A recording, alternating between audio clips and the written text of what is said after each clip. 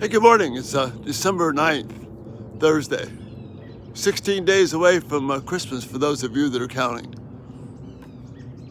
Again, thanks so much for being here. Just want to say thanks to my friend Kirk, who has encouraged some of you to tune in, and those of you who have been watching. What Kirk represents to me, and what I hope I can pass on to you, is friendship. And life is about relationships. Jesus says that we're saved to be in relationship with God and to the people of God, and actually to everyone, to show the beauty and glory of God. So what we're about in these everyday talk presentations, these videos that I'm doing every morning and evening, didn't get to it last night. Didn't work out in terms of God's timing. That's why I say, Lord willing, I'll see you next time. But what we see is God holding himself out in relationship to his people. It's not about rules, it's not about regulations, and it's not about making other people happy.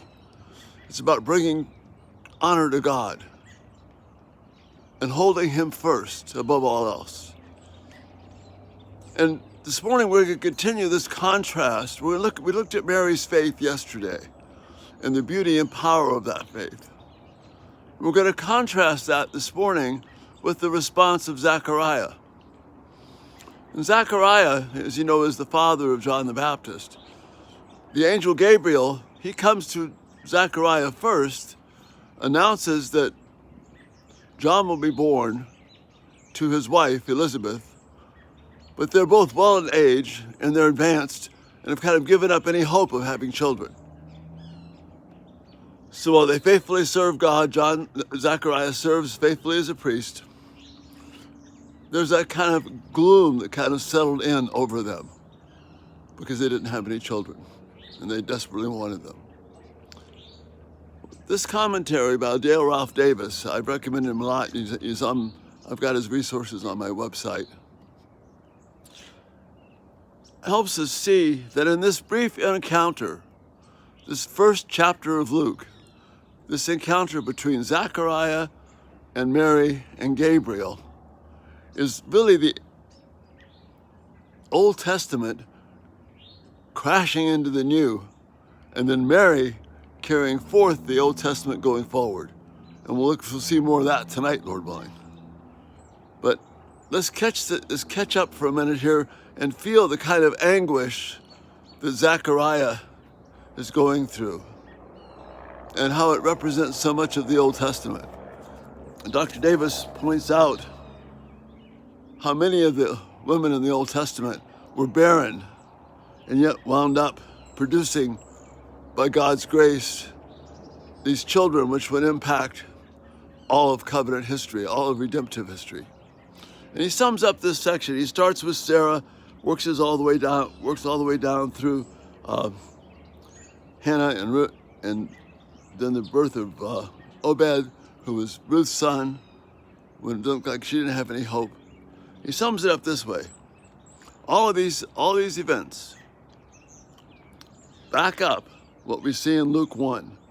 God tends to begin his finest works in the face of human hopelessness and human weakness. God tends to begin his finest works in the face of human hopelessness and human weaknesses. See, I can relate to that. I think you can relate to that.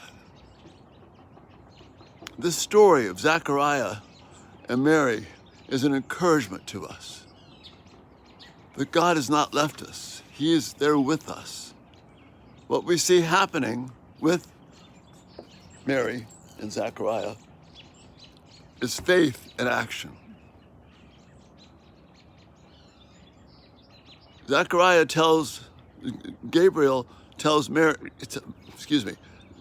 tells Zachariah the same thing he told Mary, that this child would be born. And Zachariah asks the same question that Mary did: how can this be since I'm an old man? But Zachariah is acting with a lack of faith, not believing that all the tragedy, all the hurt, all is going to be ended. Mary, on the other hand, responded in faith, saying, Lord, may it be to you be to me as you have said. I don't know how this is going to happen, but I'm going to trust you to make it happen. Zachariah is doubting that.